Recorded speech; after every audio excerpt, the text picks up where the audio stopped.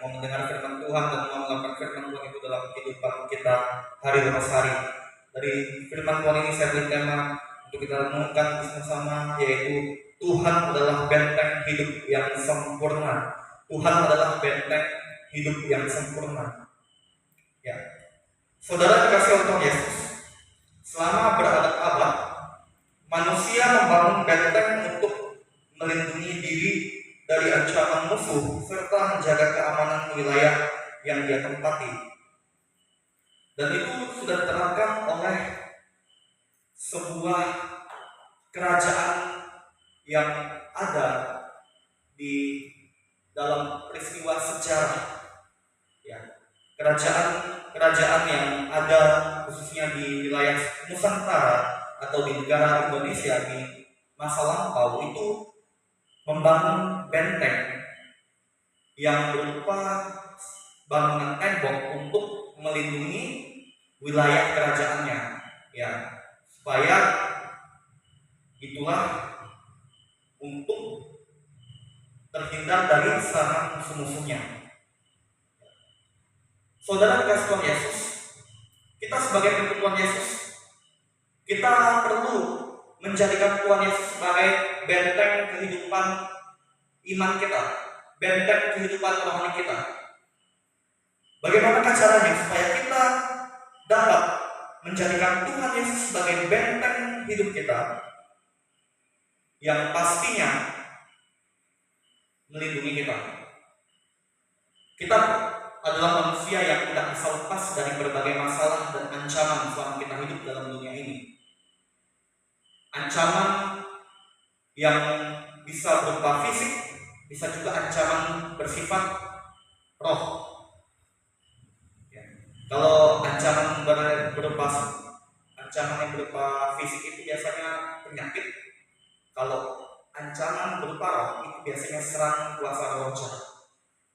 Bagaimana cara kita sebagai anak Tuhan untuk bisa menjalani kehidupan yang menjadikan Tuhan sebagai benteng hidup kita? Mengapa kita harus jadikan Tuhan sebagai benteng hidup kita? Ayat 9 memberikan jawaban, sebab Tuhan ialah tempat perlindunganmu, yang mana tinggi telah kau buat tempat perteduhanmu. Ketika kita bersedia menjadikan Tuhan sebagai benteng hidup kita, maka hidup kita terlindungi oleh kuasa Tuhan, hidup kita terlindungi oleh hadirat Tuhan, sehingga itulah yang membuat kita terhindar dari malapetaka dan serangan roh-roh jahat.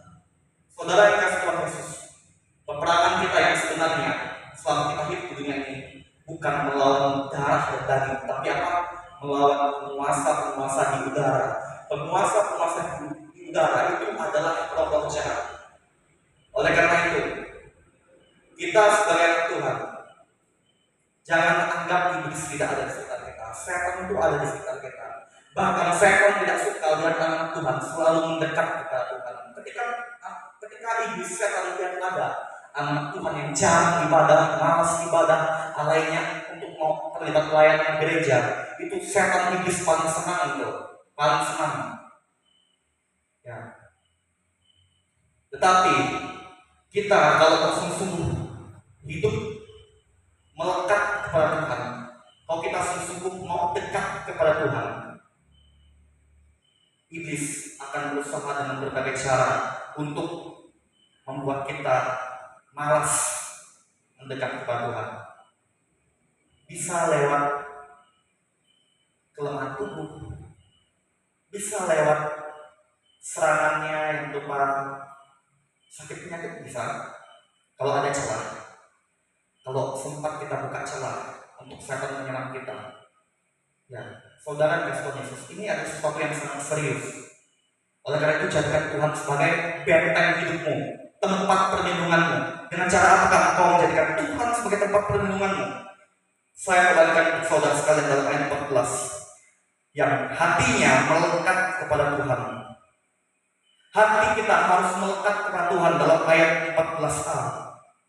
Hati yang melekat kepada Tuhan artinya hati kita selalu terhubung kepada Tuhan. Hati kita selalu mau dekat dan semakin cinta kepada Tuhan. Sekalipun dalam lembah kesesakan atau lembah penderitaan, walaupun dalam keadaan kita mengalami lembah masalah, tapi hati kita tetap mau melekat atau terhubung dengan Tuhan. Dengan itulah kita akan mengalami kuasa Tuhan. Dengan hal itulah kita akan menerima perlindungan dari Tuhan, dan Tuhan akan menjadi benteng hidup kita. Ketika hati kita melekat kepada Tuhan dalam ayat yang ke-14a, maka Tuhan akan meluputkannya. Kata meluputkannya ini artinya Tuhan akan melindungi dan menghindarkan dia dari malapetaka. Ayat 14b, Tuhan akan membentenginya sebab ia mengenal nama Tuhan. Mengenal namaku, kata firman Tuhan. Jadi saudara, kalau kita ingin Tuhan menjadi benteng hidup kita, yang membentengi kita dan melindungi kita, maka kita perlu semakin lebih mengenal Tuhan. Sampai sejauh manakah pengenalan dirimu secara pribadi kepada Tuhan, saudara? Apakah selama ini saudara sudah semakin setia kepada Tuhan? Apakah saudara semakin dekat kepada Tuhan? Apakah saudara selama ini selalu mengandalkan Tuhan? Ini menjadi sebuah perenungan bagi saudara. Kalau saudara mau mengalami perlindungan Tuhan, mau Tuhan bentengi, mau Tuhan jaga setiap waktu, setiap hari dalam hidup saudara, saudara perlu renungkan, apakah selama ini saudara itu hatinya melekat kepada Tuhan? Apakah saudara selama ini selalu mendekat kepada Tuhan? Apakah saudara selama ini bangun hubungan yang semakin dekat kepada Tuhan secara rohani? Dengan cara apa kita membangun hubungan secara rohani yang dekat kepada Tuhan? Kita rajin beribadah, kita rajin berdoa, kita rajin dengan firman Tuhan, dan kita setia melakukan firman Tuhan itu dalam kehidupan kita hari pas hari, sehingga hidup kita memuliakan Tuhan. Dan ketika hidup kita memuliakan Tuhan, kita pasti diberkati oleh Tuhan dengan kesehatan, kita pasti diberkati oleh Tuhan dengan kekuatan, hidup kita dilindungi, dijaga, dipelihara oleh Tuhan, masa depan kita diberkati oleh Tuhan. Ada berkat yang akan Tuhan berikan ketika kita mau dekat kepada Tuhan dan mau lebih mengenal Tuhan, saudara. Itulah yang sangat penting untuk kita usahakan dalam hidup kita. Dalam ayat 14b menasihati kita agar kita perlu selalu mengenal Tuhan lebih dalam lagi. Kemudian ayat yang ke-15, supaya kita dapat menjadikan Tuhan sebagai benteng hidup kita yang menjaga melindungi kita, maka kita perlu berseru kepada Tuhan. Karena tidak sia-sialah orang yang berseru kepada Tuhan. Berseru kepada Tuhan itu bisa kita lakukan ketika kita berdoa kepada Tuhan. Itulah cara kita berseru kepada Tuhan. Apakah sia-sia orang yang berseru kepada Tuhan? Ayat 15b mengatakan bahwa bila ia berseru kepadaku, aku akan menjawab. Tuhan akan menjawab. Ada respon dari Tuhan. Inilah bukti Tuhan mengasihi saudara yang mau berseru kepada Tuhan. Kemudian Tuhan akan menyertai dalam kesesakan. Tuhan akan menyertai dia dalam kesesakan dalam ayat 15b, dan ayat 15c dilanjutkan, aku akan meluputkannya dan memuliakannya. Ini berkat Tuhan. Ketika kita mau menjadikan Tuhan sebagai benteng hidup kita, kalau kita mau berseru kepada Tuhan, Tuhan akan menyatakan penyertaannya yang paling sempurna untuk kita, sehingga dia memelihara dan melindungi kita serta memberkati hidup kita. Oleh karena itu saudara, 3 poin saya bagikan menjadi kesimpulan untuk kita bagaimana supaya kita menjadikan Tuhan sebagai benteng hidup kita. Marilah kita selalu, marilah hati kita yang pertama, marilah hati kita selalu melekat kepada Tuhan.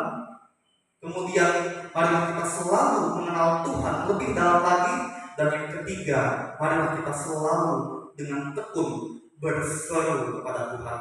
Apakah saudara belajar sesuatu dari firman Tuhan ini? Tuhan adalah benteng hidup yang paling sempurna. Bersyukur untuk firman Tuhan ini, kita berdoa. Tuhan Yesus, terima kasih untuk firman-Mu yang boleh menasihati kami bahwa Engkau adalah tempat perlindungan, benteng yang sempurna, yang sanggup melindungi kami, yang sanggup menjaga kami, sehingga kami terhindar dari malapetaka dan musibah. Oleh karena itu ya Tuhan, sudah sepantasnya agar kami selalu melekat hati kami kepadamu, selalu lebih mengenal Engkau dan selalu berseru kepada Tuhan. Karena dengan itulah kami menjadikan Tuhan sebagai benteng hidup kami dalam kehidupan kami setiap hari dan setiap waktu. Terima kasih Tuhan untuk nasihat firman-Mu ini. Dalam nama Tuhan Yesus kami mengucap syukur untuk firman-Mu. Haleluya. Amin. Kepada WL saya persilakan.